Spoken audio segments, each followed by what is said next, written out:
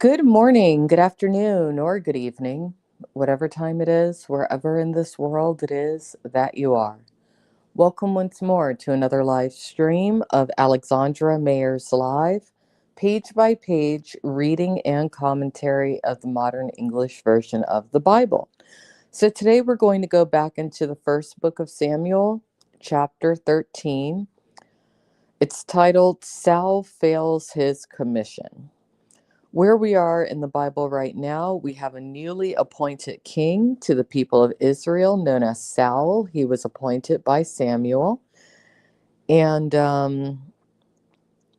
he probably didn't expect to be king, but his people basically went against God or the Lord's wishes and demanded a king. Samuel tried to talk them out of it, but they thought that they knew better.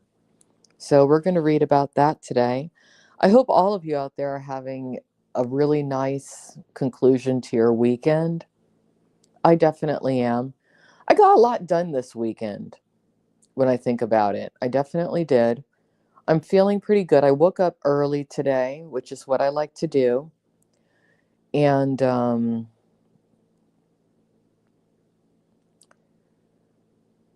I'm feeling good because I'm getting into a very solid routine or schedule when it comes to things that I need to do this month. This month, at least for the first 2 weeks, I really just want to focus on my daily work, meaning what I do for a living. But I also want to at least try to produce one original song every day for the next 10 days. That's a goal. Last night, I reacquainted myself with some music mixing software that I haven't used in a long time. And it's fun. The way my mind works is funny because if I forget how to do something or if I'm out of practice, I have to reacquaint myself with the skill, struggle through it for a few hours, and then put it aside, allow myself to go to sleep, and then 24 hours later, it'll be so locked in my subconscious what I need to do after I sleep that it's second nature to me the next day. But I do take 24 hours just for my subconscious to absorb new material. I have been that way since I was a child. It's strange. But that's what I did last night, reacquainted myself with some music editing software.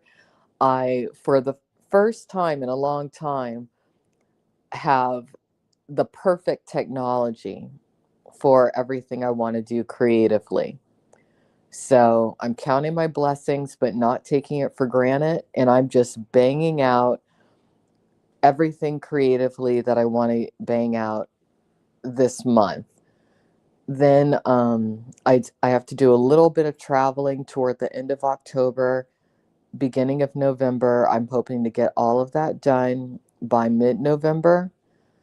And then I'll be free for an indefinite amount of time to be purely creative. But I do have a few more obligations I have to get done over the next couple of weeks to couple of months. But that's okay. So anyway, let's go ahead and get into this chapter of the Bible. And then I'll get on with my day. We're only going to do one chapter today since we did 2 chapters yesterday.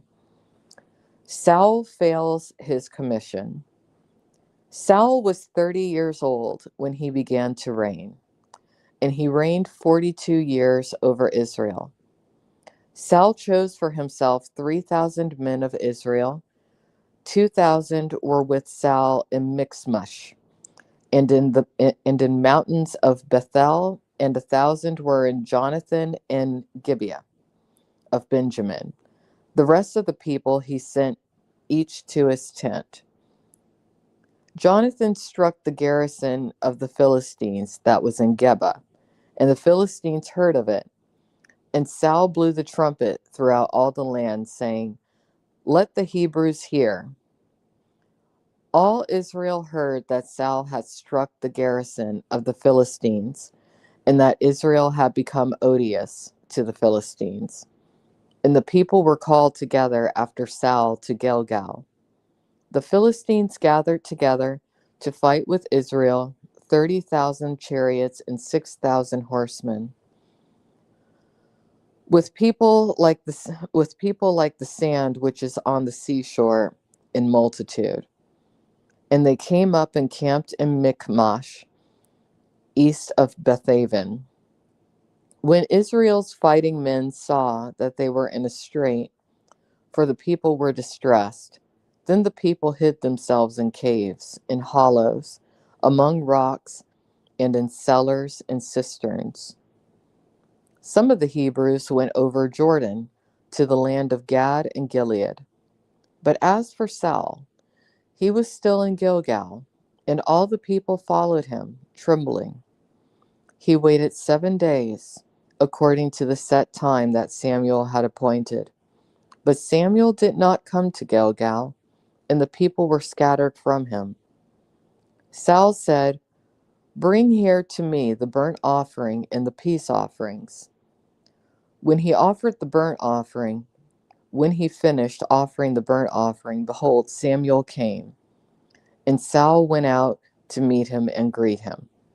Samuel said, "What have you done?" And Saul said, "Because I saw the people were scattered from me, and that you did not come to the appointed assembly days, and the Philistines are gathering themselves together at Michmash. Therefore I said, the Philistines will come down now upon me to Gilgal, and I have not yet appeased the face of the Lord. So I forced myself and offered the burnt offering." Samuel said to Saul, "You have done foolishly. You have not kept your commandment to the Lord your God, which he commanded you." Well, what else is new, Samuel?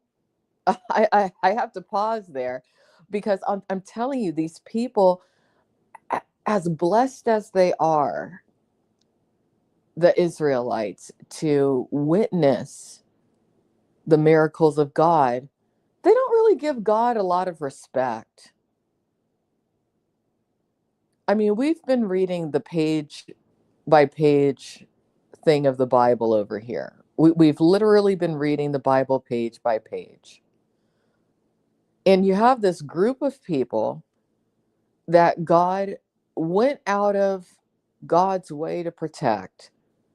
These people for generations have seen the wonders of God, but they take it for granted, very little respect, always trying to do what they want to do, like they know better, instead of following directions, following instructions. I mean, you would think if you have this amazing divine being, or even a representative of the divine being in the form of another divine being, but lesser, an angel, telling you exactly what you need to do in order to live a good life, you would think you would do it. You know what? Maybe that is why the Israelites did become God's chosen people. Maybe he chose them because they have a hard time following directions. Could that be it? I probably shouldn't say that, but I'm saying it because it's the reality. And when I kind of look at life, our society today, some of the people who have the most difficulty following instructions receive the most forgiveness and leeway. And it's not fair to everybody else. But then again, life isn't fair. But that's what I'm taking away from this page by page reading of the Bible so far, is that the Christian God is a good God. But the Christian God, our Lord, got frustrated because our Lord basically is humanity's parent. And there's a part of humanity that not only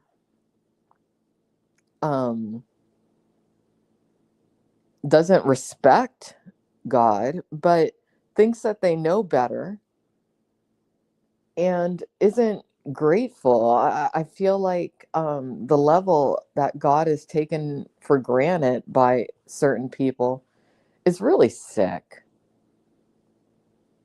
And it does seem to be the ones who are a part of the chosen people's group, at least what the public acknowledges as that group, who are the most arrogant.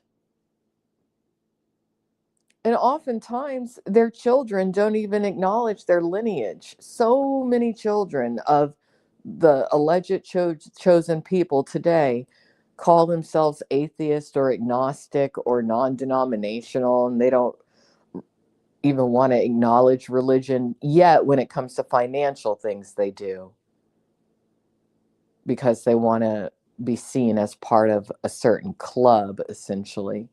But this is why I think certain political leaders over the years have gotten angry at certain groups of people. I do understand it. I'm not saying it's right to embody and hold hate in your heart the way that certain political leaders have. It's not. But when you really read the Bible and you see what's going on, or what has gone on in those days opposed to today, not much has changed. You know, I was this morning before I did this reading, I said hello to a relatively new friend of mine known as Psyche Awakens. Some of you can get to know him on this channel because we did a live stream series. But some of the things that he contends with really are some of the things that I feel God sent his only son down, Jesus Christ, to confront and face. And it is that same group of alleged chosen people who gave God's only son the worst time, even though God gave them more blessings than anybody else. My new friend this morning was talking a little bit about his family. He was talking about the concept of death also. I really am glad I'm doing this Bible reading because it's helping me confront the element of death. I was thinking this morning, how long am I going to live? I think my case is going to be one of two things. I'm either going to live a really, really, really long time or not much longer.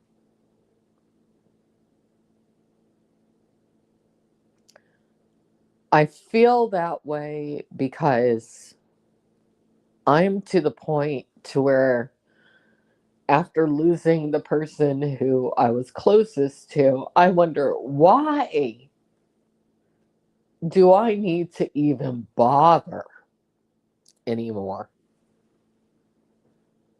Sorry to get emotional, but we just live in this world where people are so ungrateful.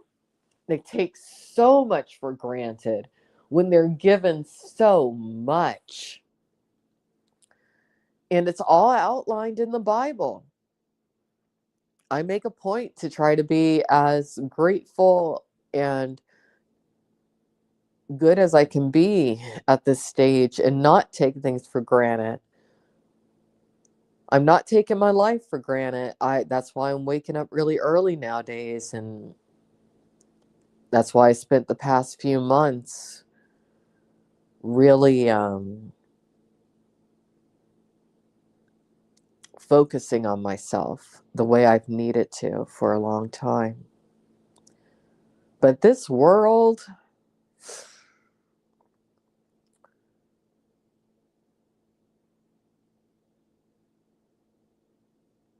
is good, but you just got a lot of people in it that are really bad.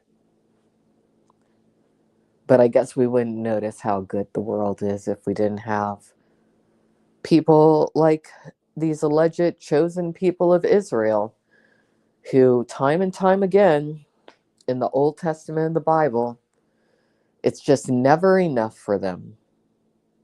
It just isn't. And then I guess they wonder why certain political leaders probably read the Bible just like I'm doing right now and looked at that alleged chosen group and said to themselves, you know what? Maybe you don't need to be here anymore. Just considering all of it.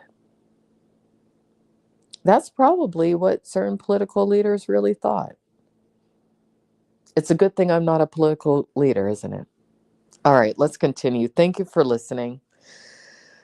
I need to get certain things off my chest today.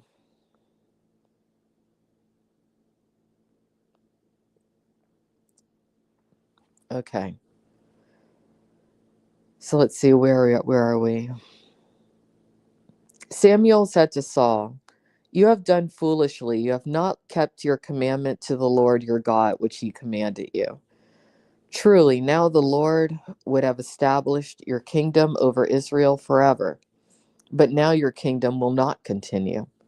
The Lord has sought for himself a man after his own heart, and the Lord has commanded him to be prince over his people. Because you have not kept that which the Lord commanded you." Samuel arose and went up from Gilgal to Gibeah of Benjamin, and Saul numbered the people that were present with him, about 600 men. Israel unarmed.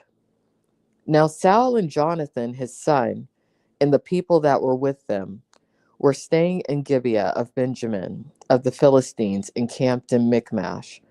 Then raiders came out from the camp of the Philistines in 3 companies.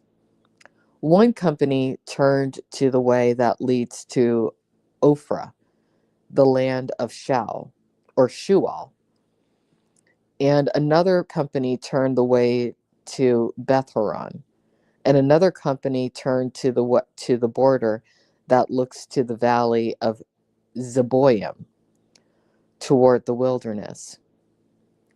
Now there was no blacksmith found throughout the land of Israel, for the Philistines said, "Lest the Hebrews make for themselves swords or spears." So all the Israelites went down to the Philistines to sharpen every man his plow point, his axe, his sickle, and his hoe. The sharpening charge was 2/3 of a shekel for plowshares, axes, pitchforks, and sickles, and to fix an oak's god, or an oak's goad. So on the day of battle, neither sword nor spear were found in the hand of any of the people who were with Saul and Jonathan, but they were found in the hand of Saul and Jonathan his son. And the garrison of the Philistines had marched out to the ravine of Michmash. And that's the end of that chapter. Yeah, this, it just really is amazing to me that you have God so present in these alleged chosen people's lives, but it's just not enough for them. So, anyway, in chapter 14, which we'll go into tomorrow, Jonathan defeats the Philistines. We'll read into that. And Saul makes an oath, but without thinking about it, it appears. We'll also get into Saul's family a little bit. So that'll be fun. That's what we'll do tomorrow. So thank you for coming in here, Onyx. I appreciate you coming in to listen and sit with me for a bit. Onyx says, "I love Jesus Christ. I don't know where I'm going, so I'll be the most hated in hell, but I'll still love him." Um, I honestly feel the majority of us will go to heaven. I just do. I don't really know what the rules will be when it comes to who has to go to hell or who gets to or who needs to, but I don't think it's something that you should fixate on in life. Just fixate on treating others the way that you would like to be treated. I think if you abide by the golden rule, regardless of what spiritual path you walk, you'll be okay. Anyway, have a great day. Talk to you tomorrow. Bye bye.